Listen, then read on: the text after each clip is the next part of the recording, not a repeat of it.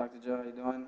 David, what I wanted to talk about and reflect upon was really pretty much just talking about how what we've been talking about as far as teams and groups and how they are different, from each other.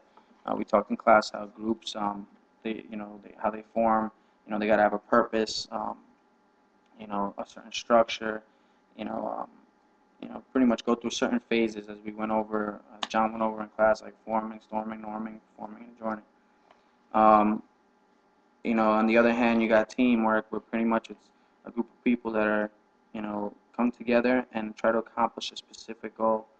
And the reason I've been really reflecting on that is trying to figure out, not figure out, but just make sure that, you know, um, what here as RAs, making sure that we're a team, making sure that we're not just a group of people, making sure that we are interacting with one another and we have a common goal and a common purpose, and that we're accomplishing that. So that's pretty much what I've been thinking about all week. Um, some issues have risen up, but at the same time, I've gone back to that. Do we have a mission? Do we have a certain, goal we want to achieve and accomplish? Um, as far as reflecting on that, I think we're up to, everything's good, regardless of what chaos may happen or occur. Like, for example, when we were talking about, yeah, I think they were talking about the exercise you did in class. I actually wasn't there that day, but we compared it with Crimson Tide and how there was so much chaos in Crimson Tide, yet people, the team try to stay together. You know what I mean? Even though there was still division, they were trying to accomplish an overall common goal and a common, I guess, theme. Um,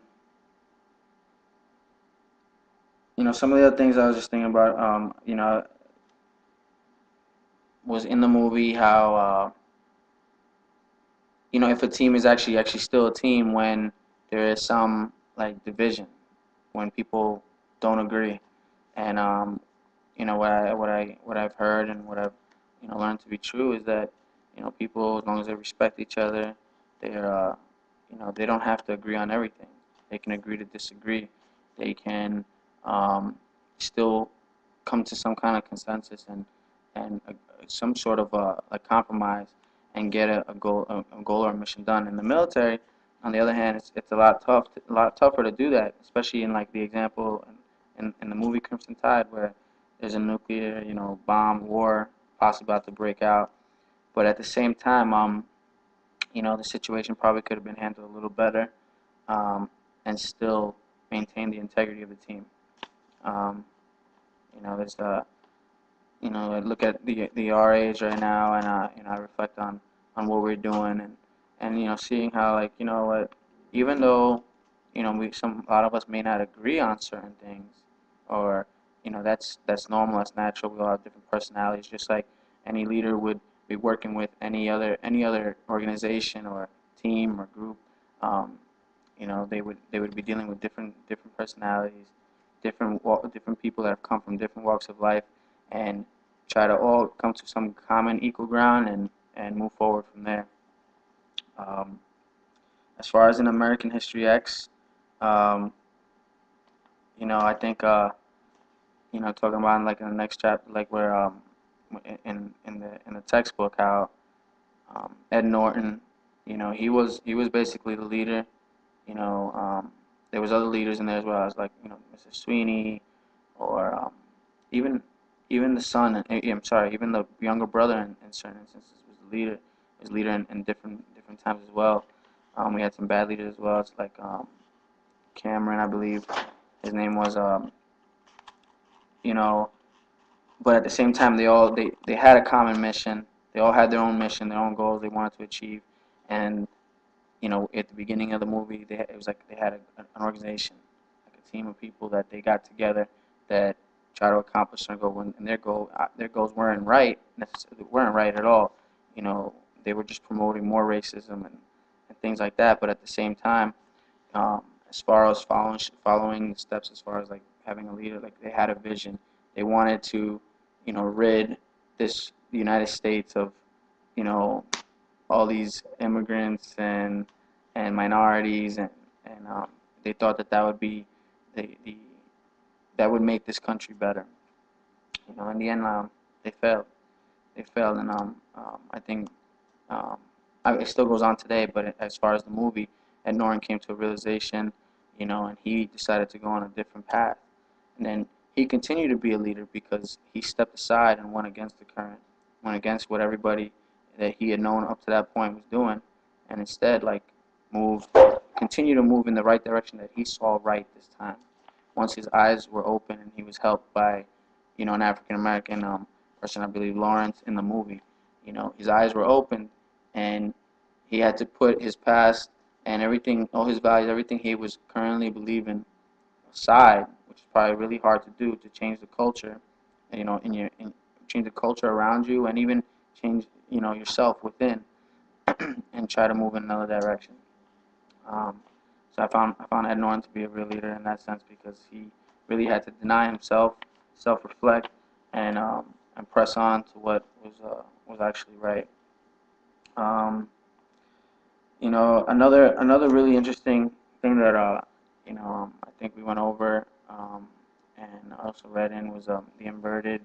Um, I think the inverted organizational structure.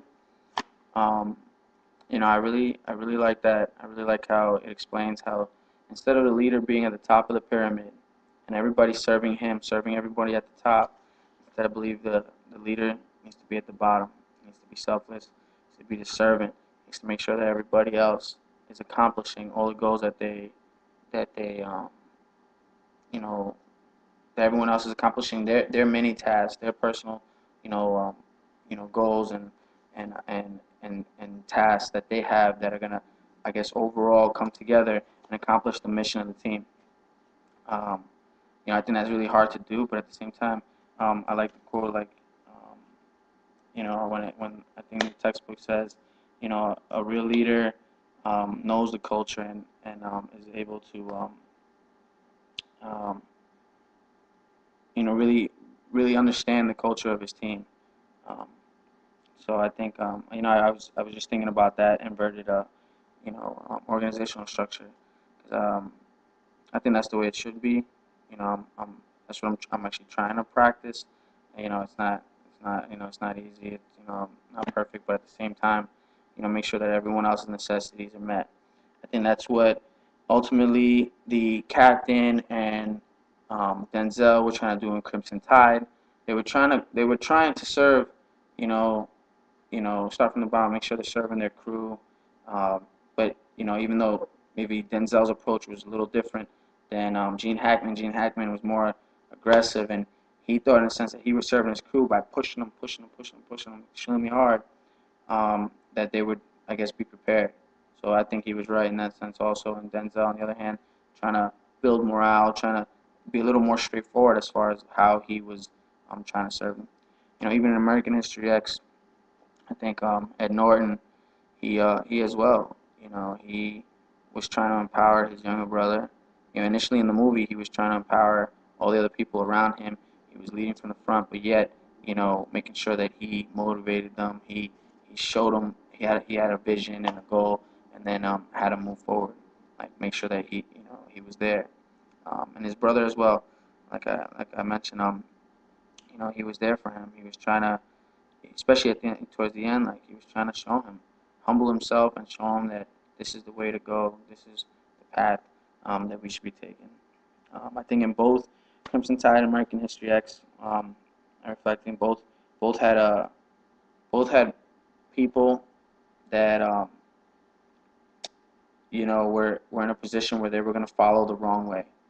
And in both situations, both movies, those leaders um, stood tall, stood firm for what was right, and then went against what or made a hard decision, which I know is not easy to make.